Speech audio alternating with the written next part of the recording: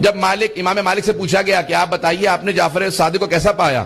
کہا میں جب بھی ملنے گیا میں نے انہیں 3 حالتوں میں دیکھا، یا نماز پڑھ رہے تھے، یا روزے سے تھے، یا قرآن پڑھ رہے تھے۔ 3 حالتوں سے باہر نہیں ہوتے تھے۔ کہا عجیب و غریب کیفیت تھی، جب بھی جاتا تھا ان کی بارگاہ میں، کہا میں نے روئے زمین پہ نہ دیکھا نہ پڑھا نہ سنا اتنا قابل، اتنا فاضل، اتنا اتقا، اتنا ازہد، اتنا افضل، اتنا اکرم جتنا کہ جعفر صادق علیہ السلام۔ امام مالک کہتے ہیں کہ میں نے اپنی زندگی میں نہ دیکھا نہ پڑھا نہ سنا اتنا علم و فضل کے اندر کمالات پہ فائز جتنے امام صادق علیہ السلام۔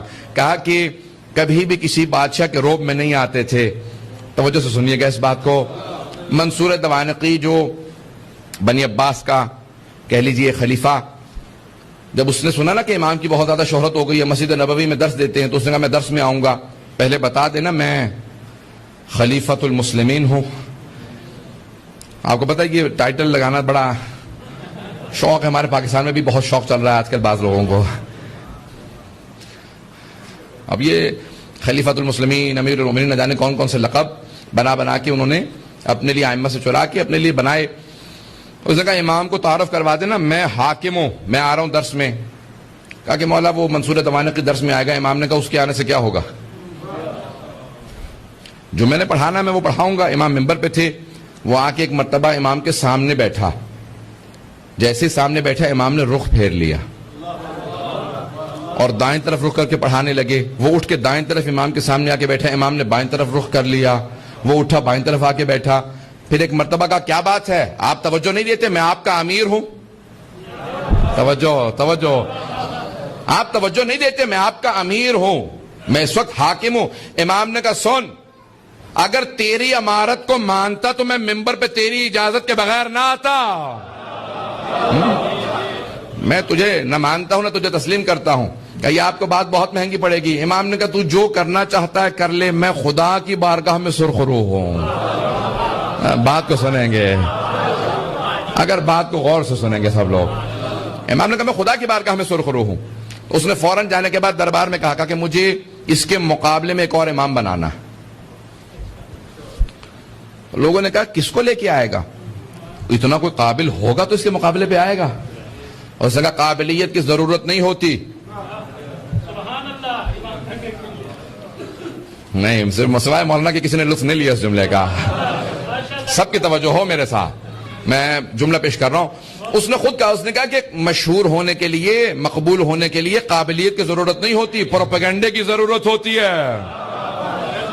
کیسے کیسے لوگوں کو اہل بیت کے مقابلے میں لا کے، نہیں کیسے کیسے لوگوں کو لا کے مقبول کر دیا گیا پروپیگنڈے کے ذریعے۔ کہا کہ ایک کوئی ایسا تلاش کرو ان کے مقابلے میں لے کے آنا چاہتا ہوں، کوئی ایسا جو امام بن سکے، میں اس کو امام بناؤں گا۔ کیا کہ نہیں، ان کے مقابلے میں کوئی نہیں آ سکتا۔ کہا تلاش کرو، کہا ہم نے ہر جگہ دیکھ لیا ہے، ہم پہلے تجھ سے سوچ چکے ہیں اس معاملے پہ۔ کہا پھر کیا ہے معاملہ، کہا اس کے شاگرد بہت قابل ہیں۔ کہا پھر انہی کے شاگردوں میں کسی ایک کو تلاش کرو۔ پتہ نہیں توجہ ہے یا نہیں، ایک شاگرد کو تلاش کرو جس کے اندر انانیت ہو، جس کے اندر اپنے آپ کو منوانے کا شوق ہو۔ کہا اسے میں ہر طرح سے پیسے بھی دوں گا، بہت بڑے بڑے عناوین دوں گا، قاضی القضات چیف جسٹس بن جائے گا۔ یہ چیف جسٹس نہ جانے کیسی وبال ہے، جسے یہ عنوان لگ جاتا ہے اس کا دماغ ویسے ہی خراب ہو جاتا ہے۔ تو اس نے کہا کہ بھئی میں اس کو چیف جسٹس بنا دوں گا، کتاب چھپواؤں گا، بہت زیادہ اسے پیسہ دوں گا، کسی بھی طریقے سے اس کو کسی طریقے سے بھی لے آؤ، کوئی بھی آدمی۔ تو انہوں نے کہا کہ ہاں ایک ہمیں مل گیا۔ کیا کون ہے؟ کہا شاگرد اس کا ہے اور وفادار بھی ہے، لیکن اس کے اندر جراثیم پائے جاتے ہیں گمراہ ہونے کے۔ پتہ نہیں توجہ ہے یا نہیں۔ اور وہیں سے پھر امام مالک کو اٹھایا گیا، دعوت دی گئی۔ اب اچھا دیکھیں، دعوت کھانا جو ہے نا وہ محل کے اندر جا کے بادشاہ کی بارگاہ کے اندر، یہ بڑے بڑے لوگوں کو گمراہ کرنے کے لیے کافی ہوتا ہے۔ میں بادشاہ کے پاس انوائٹڈ ہوں، فوراً پہنچ گیا، سن رہے ہیں؟ فوراً پہنچے، بادشاہ نے دعوت کھلائی۔ دعوت کے بعد پھر ایک مرتبہ موڈ اس طرح سے بننے لگا، چلنے لگے۔ کہا اچھا بھائی ہم تمہاری کتاب چھپوانا چاہتے ہیں۔ کہا امام صادق علیہ السلام موجود ہیں، استاد موجود ہیں۔ کہا نہیں تم بہت قابل ہو، تمہاری کتاب چھپوا دی جائے گی۔ اب اس کو تھوڑا بہت شک ہونے لگا کہ بھئی کیا، کیوں کتاب چھپوا دی جائے گی؟ کہا تمام کے تمام حکومت اسلامی کے فیصلے آپ کی کتاب کے مطابق ہوں گے، اس لیے سب سے پہلے چھپنے والی کتاب حتیٰ بخاری سے پہلے الموطا ہے، موطا امام مالک کا چھپوا دی جائے گی، قاضی القضات بنایا جائے گا، ٹائٹل انہوں نے کہا نہیں، کہ امام صادق کے مقابلے میں اپنا فقہ رائج کرو، کہ نہیں ان کے مقابلہ نہیں کروں گا۔